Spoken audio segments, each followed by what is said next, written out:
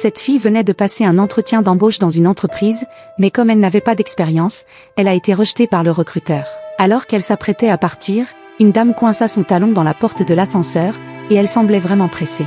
Elle aperçut la jeune fille à côté d'elle, lui fit signe de venir et lui demanda de lui prêter ses chaussures. Mais la fille ne comprenait pas ce qu'elle voulait dire et restait immobile. La dame, voyant cela, s'énerva, et lui demanda de se dépêcher. La fille, bienveillante, même si elle ne se connaissait pas, s'exécuta. Contre toute attente, la dame lui demanda de lui apporter ses chaussures demain à son bureau. Quand la fille réalisa, les portes de l'ascenseur étaient déjà fermées. Mais ce geste allait changer sa vie. La fille, n'ayant pas trouvé de travail ce jour-là, se précipita devant un chantier pour vendre des repas à emporter aux ouvriers après leur journée de travail. Depuis la mort de son père, elle avait pris la responsabilité de s'occuper de sa famille. Elle veillait sur sa mère âgée et son petit frère immature, sans jamais se permettre de souffler. Le lendemain matin, elle se rendit à l'entreprise avec les chaussures, mais à sa grande surprise, la dame était la présidente de l'entreprise. La jeune fille lui demanda de lui rendre ses chaussures, mais la dame lui répondit qu'elle était pressée le matin et avait oublié de les apporter. Elle demanda ensuite à la jeune fille combien coûtent ses chaussures pour lui en acheter d'autres. La jeune fille lui dit que ses chaussures sont un cadeau de sa mère et ne sont pas à vendre. En voyant la détermination de la jeune fille, la présidente appela immédiatement sa secrétaire pour lui demander d'aller chercher les chaussures chez elle. Peu après, la secrétaire rapporta les chaussures et la fille repartit heureuse de l'entreprise. La présidente, touchée par le caractère obstiné de la jeune fille, demanda rapidement à sa secrétaire des informations à son sujet. La secrétaire lui dit que la jeune fille a été recommandée pour un poste de saisie en entrepôt mais qu'elle n'a pas été embauchée. La présidente demanda à la secrétaire d'appeler la directrice des ressources humaines et de lui dire que cette fille doit commencer demain. La fille rentra chez elle rapidement.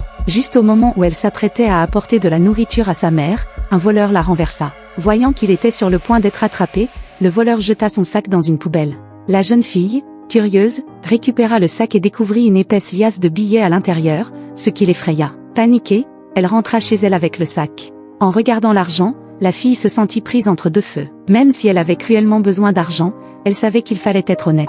Après une lutte intérieure, la raison l'emporta, et elle décida de remettre le sac à la police. Mais à sa grande surprise, quand le propriétaire du sac arriva, il l'accusa de ne pas avoir rendu le sac immédiatement, insinuant qu'elle était complice du vol. Heureusement, la police fit la part des choses et la jeune fille fut innocentée. Le soir, elle rentra chez elle, essayant de cacher cette mésaventure à sa mère pour ne pas l'inquiéter.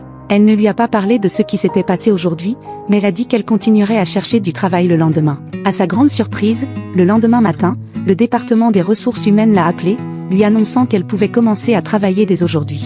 La jeune femme était folle de joie en entendant cela et s'est immédiatement rendue à son nouveau poste. Mais une fois arrivée à l'entreprise, le président l'a directement invitée à s'asseoir dans la salle de réunion, en lui demandant de prendre des notes et de s'occuper de la rédaction du compte-rendu de la réunion. Elle a trouvé cela très difficile et a souvent dû faire des heures supplémentaires jusqu'à tard dans la nuit. Tout cela n'a pas échappé à l'œil de la présidente. Un jour, alors qu'elle n'avait pas encore terminé son travail, la secrétaire est venue avec une pile de dossiers, lui expliquant qu'ils étaient très importants et devaient être traduits avant le début de la journée de travail le lendemain. Cependant, la jeune femme ne savait pas comment traduire, alors elle a dû se servir d'un dictionnaire et traduire mot par mot. Ne disposant pas d'ordinateur chez elle, elle a dû tout écrire à la main, avec l'intention de saisir le tout à l'ordinateur et d'imprimer le lendemain matin en arrivant au bureau. Après une nuit de travail acharné, elle a enfin terminé la traduction juste avant le début de la journée de travail. Mais alors qu'elle s'apprêtait à saisir le texte dans l'ordinateur, la secrétaire est arrivée pour lui annoncer quelque chose. La jeune femme, voyant qu'elle manquait de temps, n'a eu d'autre choix que de présenter le manuscrit directement à la présidente. En voyant le manuscrit désordonné, la pression sanguine de la présidente a grimpé en flèche et elle était sur le point de se mettre en colère. Mais à sa grande surprise, la jeune femme lui a fait un cadeau inattendu, elle a récité le contenu du document sans se tromper d'un mot. La présidente était stupéfaite. Voyant que le client commençait à s'impatienter,